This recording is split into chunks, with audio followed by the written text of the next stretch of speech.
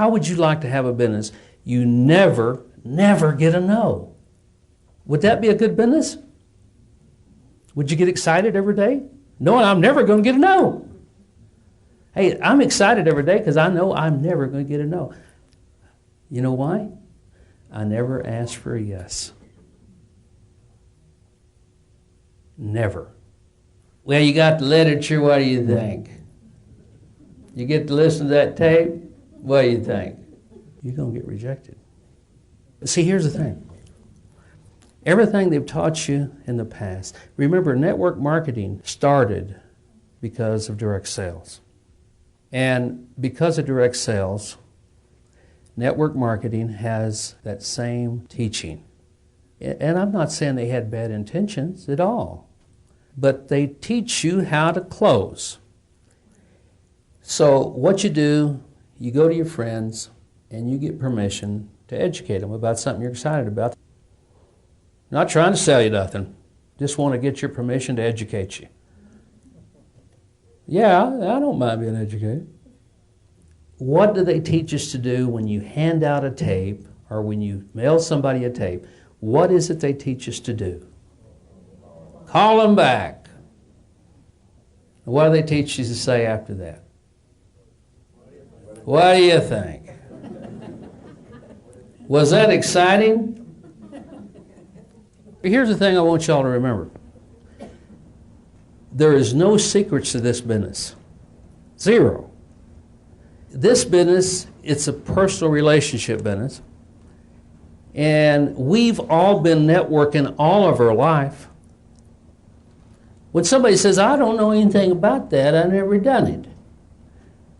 Well, now you can say, well, let me get my pen out. I'm going to start drawing some circles. You'll that's the old school. You know, I don't know anything about network marketing. What I would do is say, look, let me ask you, I appreciate that. Let me ask you a question. Have you ever went to a good movie or a good restaurant that you just loved it so much that you just had to tell your friends? Yeah, I've done that. Oh yeah? Let me ask you. If you knew that you was going to get a few pennies off everybody that went to that movie, would you have told more? Yeah. Okay, you've been networking all your life. You just didn't get paid for it. See, you get their heads going this way. Isn't that true? They've been doing it. We do it all our time. But let me ask you this. When you tell somebody about a great movie, oh, this was great. Man, you ought to go see this. Whoa, man, it was good. And I go see movies. Every time my kids get excited, I go see it. I went and saw the Titanic. They didn't tell me it's 4 hours long. Gee.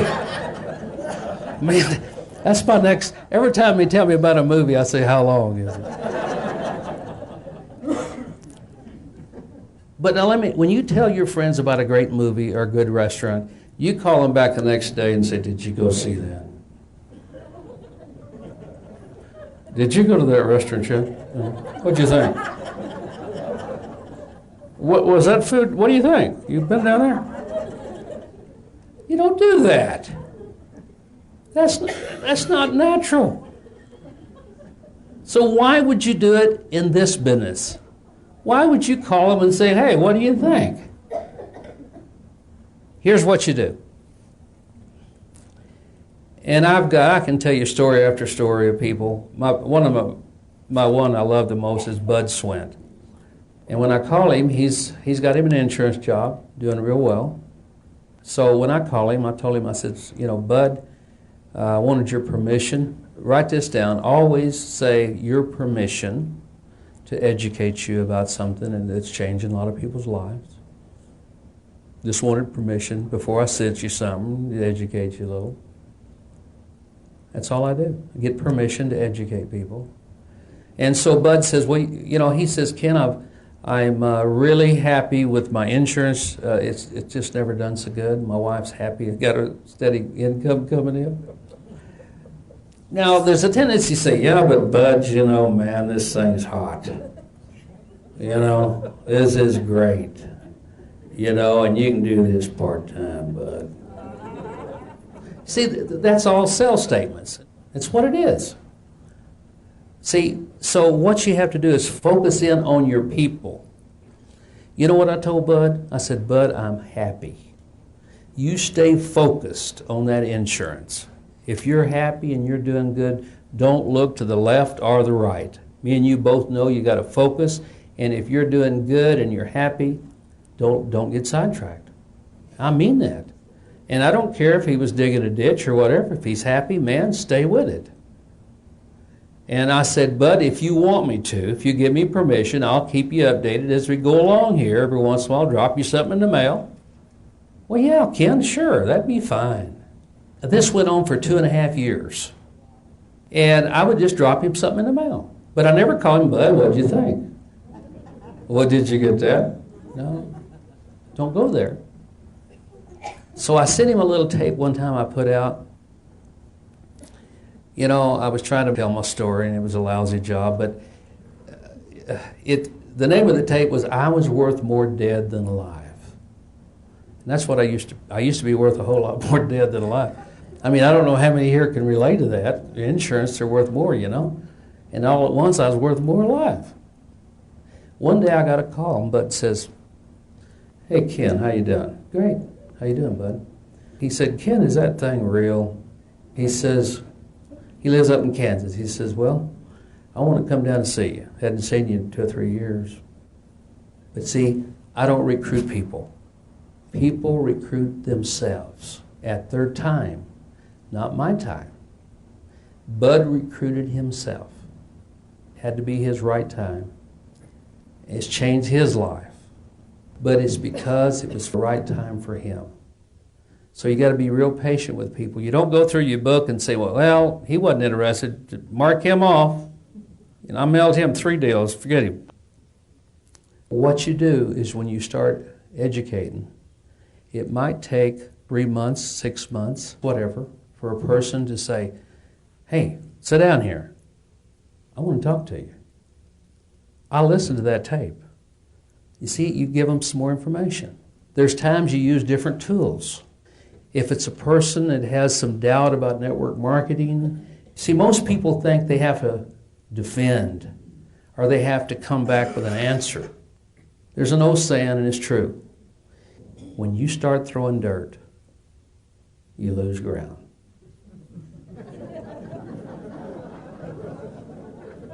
Guarantee you, you're going to lose. If you can't say something good, don't say nothing.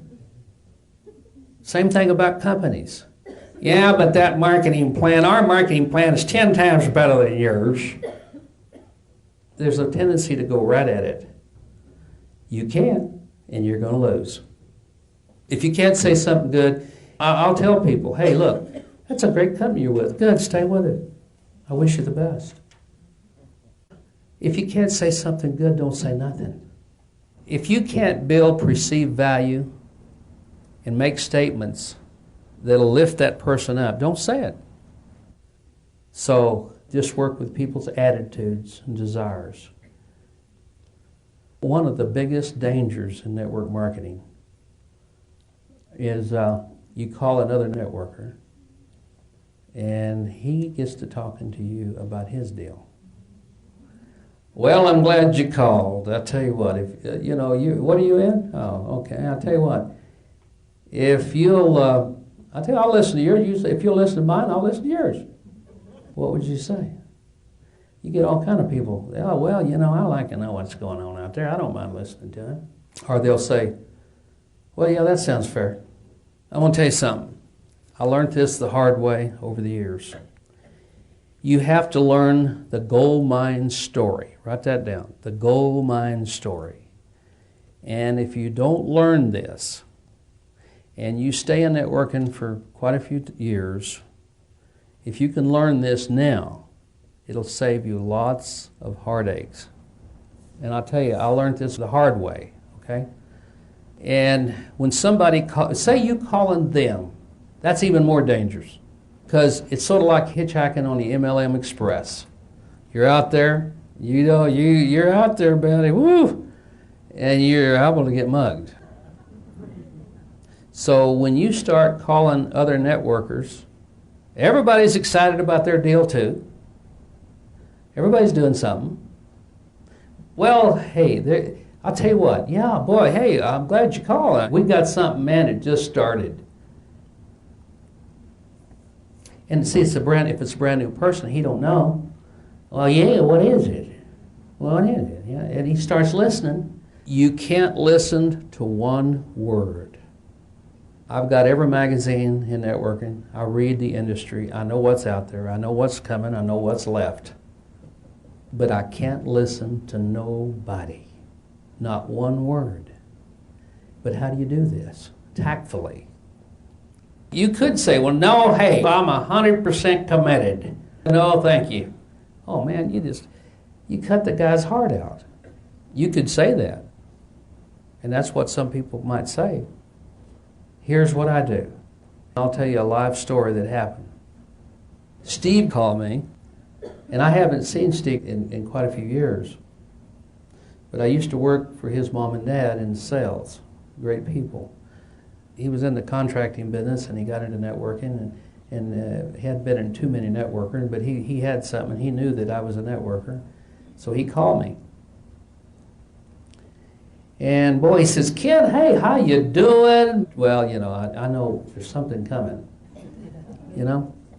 He said, well, one of the things, I wanted to say hi to you, but one of the things I wanted to talk to you. Okay, yeah, okay. He said, we've got something we're really excited about, and we just wanted to run it by you and talk to you about it. And again, I could have said, well, appreciate you calling, but I'm not interested. I'm already committed, you know.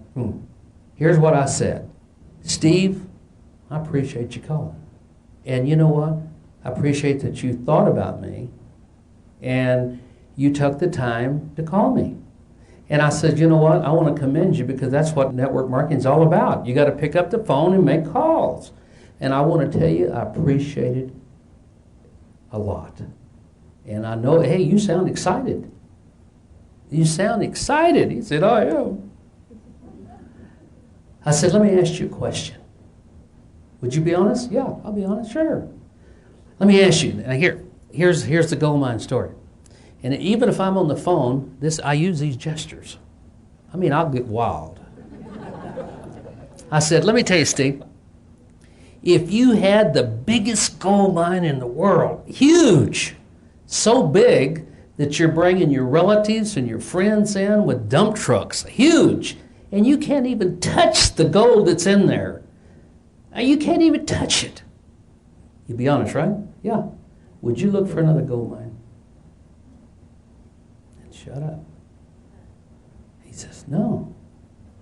Okay, Steve, that's where I'm at. I found the biggest gold mine of my life. But look, it sounds like you did too. So you stay with it. Don't listen to nobody. Don't look to the left or the right. And I appreciate you calling, man. Me and you sound like we both got a gold mine, and let's stay in contact down the road. We'll talk to each other. Where's it going to go? Well, Ken, what do you got? Now there's a tendency here to say, well, I'm glad you asked. You got to be careful. Steve, you call me on your nickel. I'm not about to tell you. It wouldn't be fair. You call me excited about whatever you're doing. There's a lot of different companies, good networking companies. I realize that. And I'm not going to start telling you what I'm doing. I might defocus you and sidetrack you. You don't want that? Ken, what do you got? Second time. Okay, Steve, I'm going to tell you something. The only way I would tell you anything at all is if I called you on my nickel, because it's very, very unethical to start telling somebody about what they're doing on somebody else's nickel. But now listen, Steve, are you sure you want to take a chance of me calling you back and me getting you sidetracked and get you excited about what I'm doing? Call me, Ken. He's a diamond now, one of the biggest. Triple diamond, black pearl. But I didn't listen to him. Now, if I would have said, well, what? Go ahead, Steve. I would have never, he wouldn't have thought I was sincere. He would have thought that there might be a chance. Oh, Ken's listening. There might be a chance he listened. If you listen to one word, they're going to go out and tell their friends, well, he listened a little, there's something there. There might be a chance. You can't do it. But you got to be very tactful and kind. And you tell them, stay with what you're doing if you're 100% committed. Don't let nobody sidetrack you. To be successful in any business, and especially network marketing, you have to have conviction. And you have to have endurance. And if you don't have it, go find something else.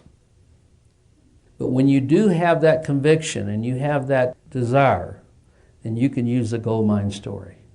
Folks, I love being here.